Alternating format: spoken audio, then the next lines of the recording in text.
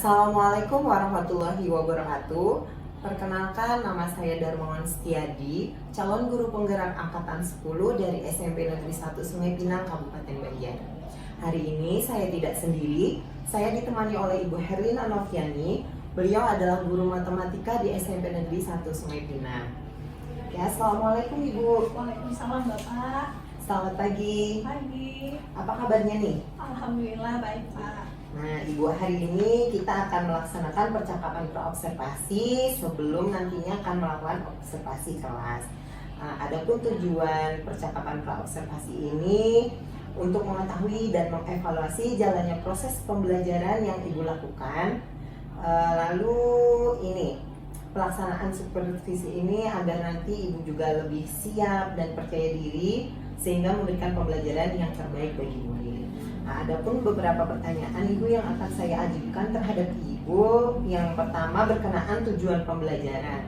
Tujuan pembelajaran yang nantinya akan Ibu lakukan di kelas seperti apa? Ya baik Pak.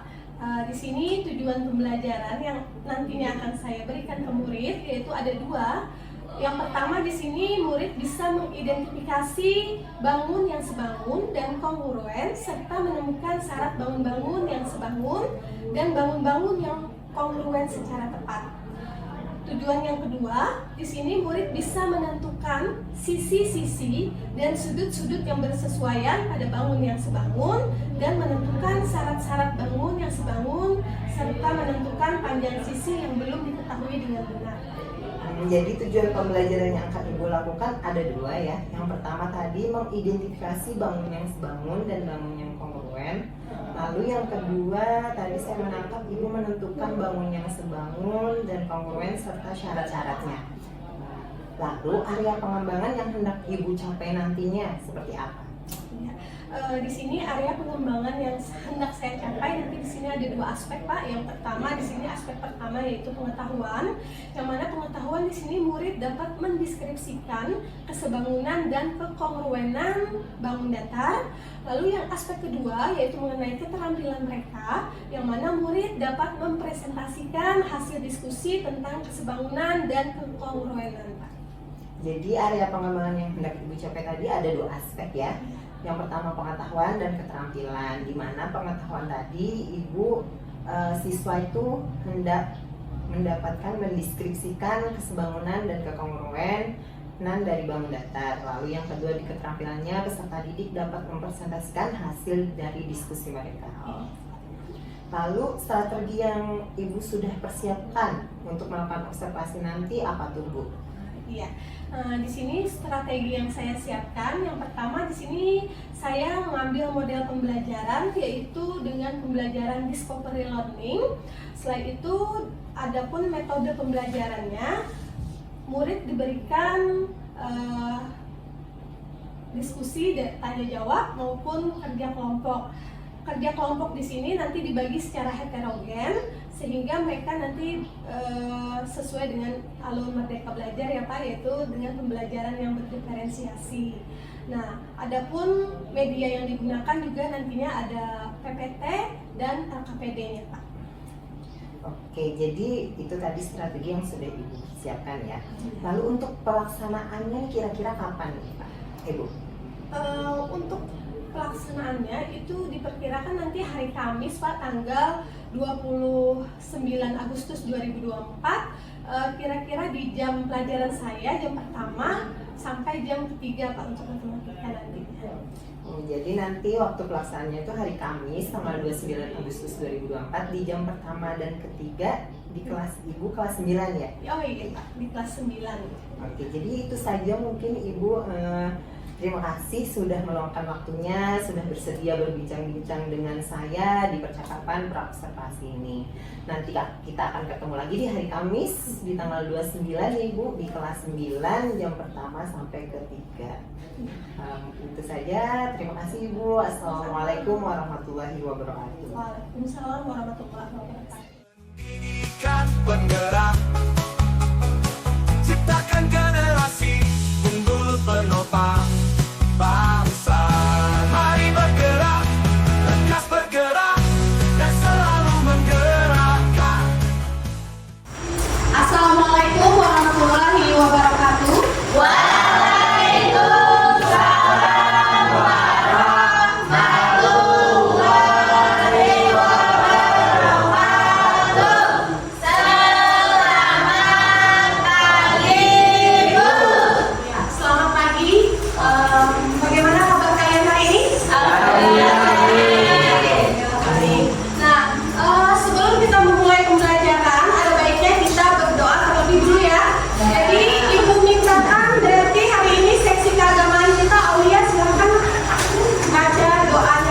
berdoa dulu.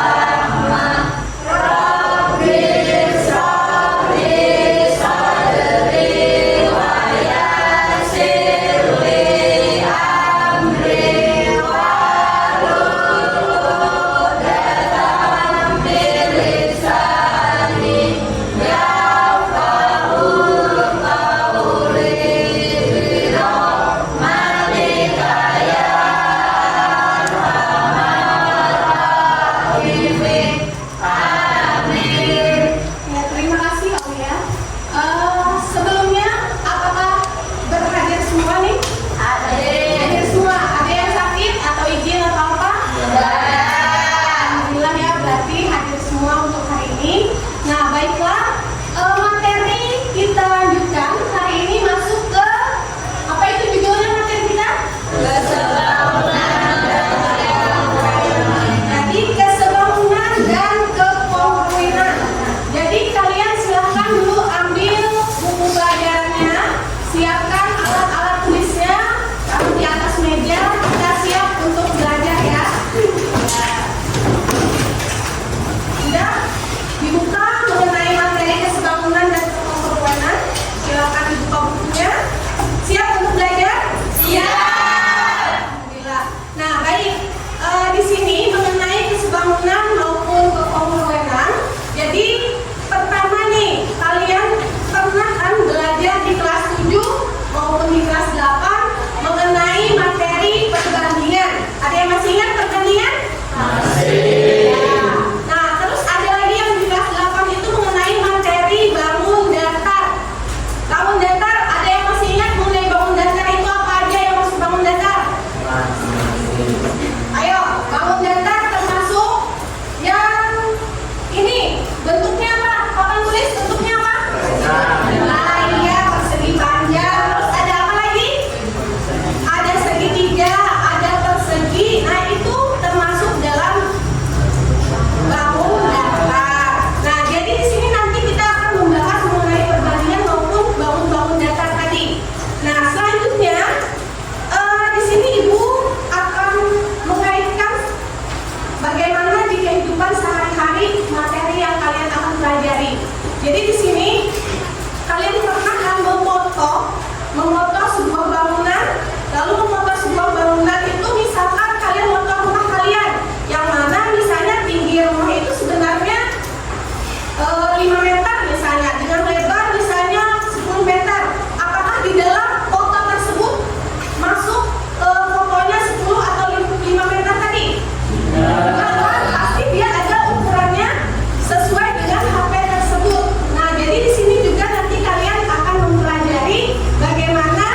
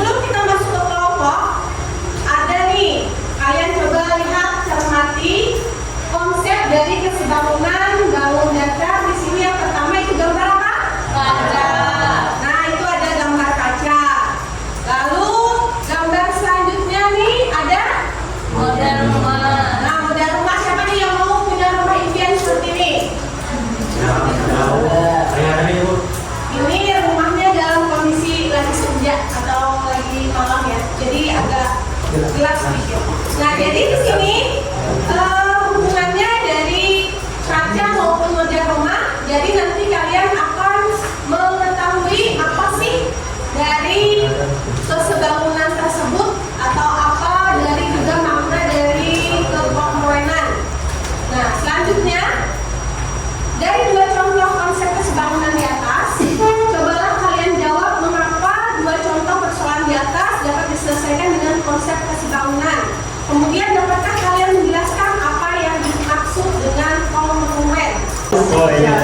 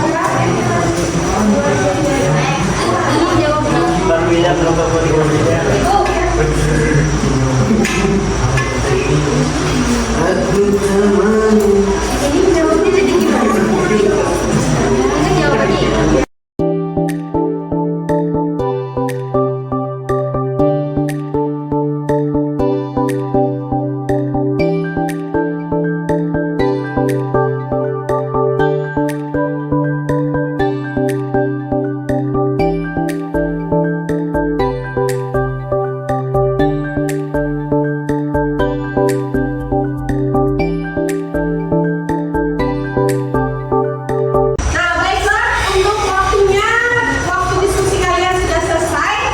Semuanya sudah selesai? Sudah. Alhamdulillah.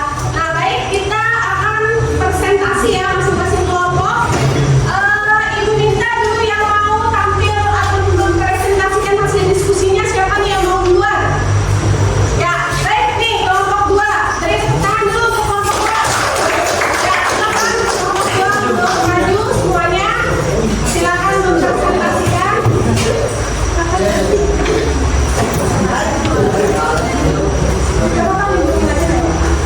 Bersusun masing-masing.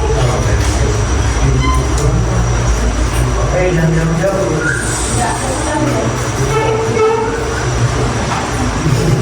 Assalamualaikum warahmatullahi wabarakatuh.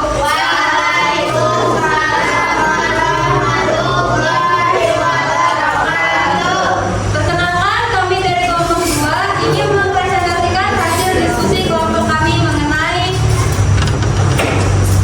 kesebangunan. Dua persegi panjang. Perkenalkan diri kalian dulu. Silakan. Oh, biasa. Saya sendiri Esther Meliana Wanda dari Kabupaten Magelang.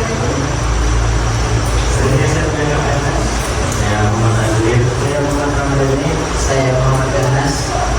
Sini kami akan mempresentasikan hasil diskusi kami. Dua persegi panjang merupakan sebangun karena sudut-sudutnya yang bersesuaian sama besar. Dua persegi belum tentu sebangun karena perbandingan panjang dan lebarnya belum tentu sebanding. Oh, maaf, ini terbalik. Dua persegi panjang belum tentu sebangun karena perbandingan panjang dan lebarnya belum tentu sebanding. Dua persegi panjang merupakan sebangun karena sudut-sudutnya yang bersesuaian sama besar. Dua segitiga sama kaki tidak selalu sebangun karena belum tentu memenuhi dua syarat. Dua segitiga siku-siku sama kaki sebangun karena setiap pasangan bangun yang berebutan memiliki semua syarat kesebangunan. Dua segitiga sama sisi sudah pasti sebangun karena setiap pasang bangun yang beraturan memiliki semua syarat kesebangunan. Dua belah ketupat sudah pasti sebangun karena belah ketupat mempunyai panjang sisi yang sama pada keempat sisinya. Dari presentasi kami, adakah tanggapan atau pertanyaan yang ingin diajukan?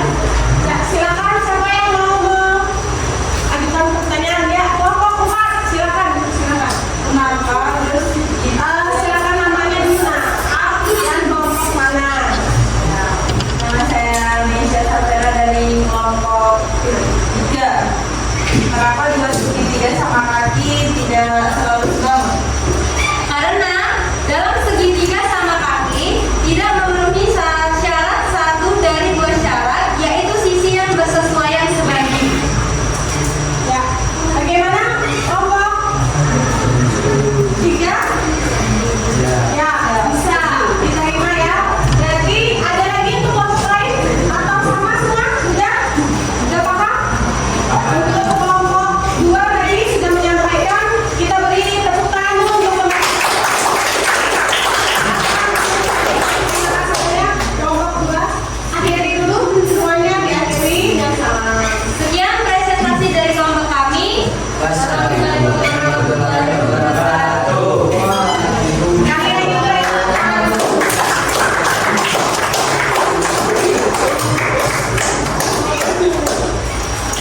Nah, jadi untuk mengembalikan fokus kalian ke mata pelajaran selanjutnya, ini Ibu adakan ice breaking sebentar selama 5 menit. Nah, ini ice breakingnya mengenai hewan dalam bentuk hewan. Jadi kalian peragakan misalnya nih ada semut. Kalau semut, Ibu bilang semut, maka semutnya besar. Kalau gajah, gede. Jadi kalau semut tadi besar.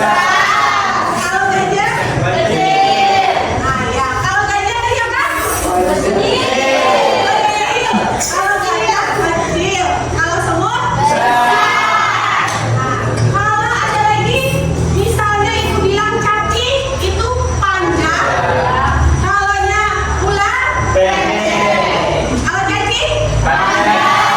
Kalau ular pendek. Bisa semuanya? Perhatikan semuanya nih dengan tangan. Ayo semuanya. Kalau Ibu bilang gajah, gede. Kalau cacing, Panjang. kalau yang semut, besar.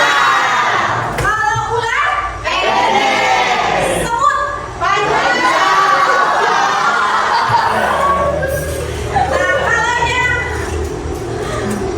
ya udah, tepuk tangan untuk Ibu.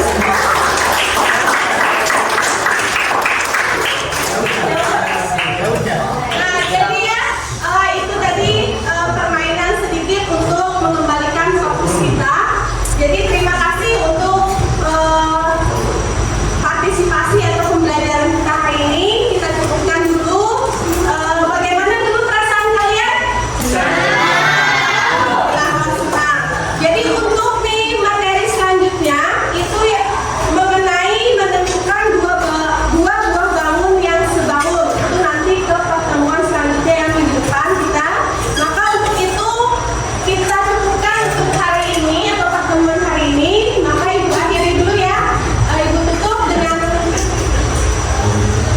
kita sama-sama mengucapkan dalam doa.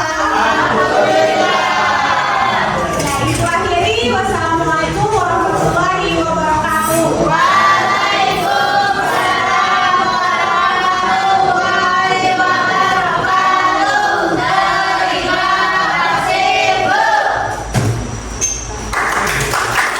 Pendidikan penggerak, ciptakan generasi unggul penopang bangsa.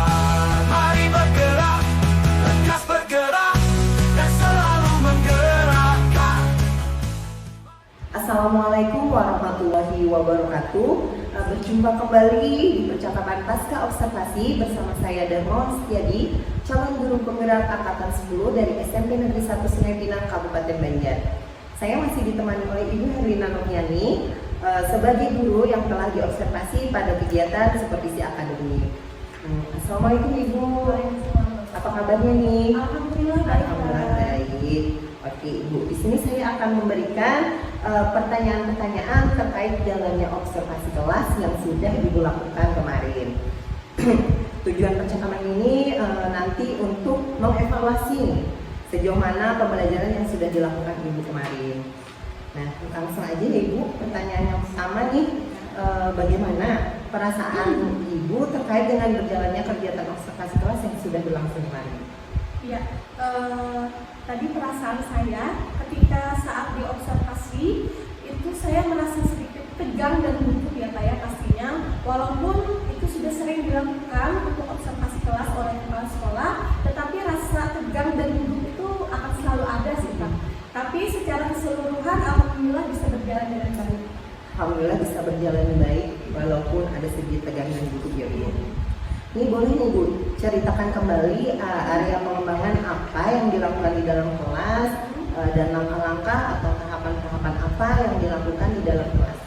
Ya, untuk area pengembangan ya Pak ya, kemarin kita sudah membahas di praobservasi yang mana saya di sana menyampaikan kalau area pengembangan yang akan saya kembangkan yaitu ada dua aspek, yaitu aspek pertama yaitu ada pengetahuan. Yang pengetahuan itu berarti di sana siswa bisa mendeskripsikan mengenai kesebangunan dan kepengurunan bangun datar. Lalu ada lagi di sana aspek yang kedua yaitu aspek keterampilan, di mana di situ juga siswa mempresentasikan hasil diskusi mereka untuk materi kesebangunan dan kepengelolaan. Adapun tahapan dengan yang saya lakukan pada proses observasi kemarin yaitu mengikuti langkah-langkah atau sintak yang sudah sesuai dengan RPP yang sudah saya buat.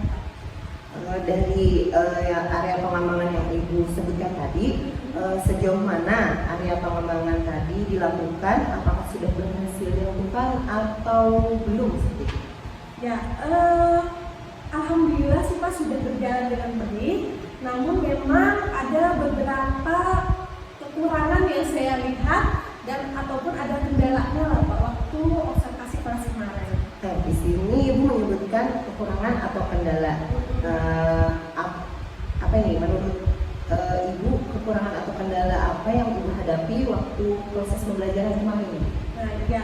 Jadi saat saya melihat kemarin saat di observasi kelas atau saya melakukan pembelajaran di kelas, saya melihat saat diskusi kelompok itu masih ada beberapa siswa yang memang kurang aktif begitu Pak dalam diskusi kelompoknya.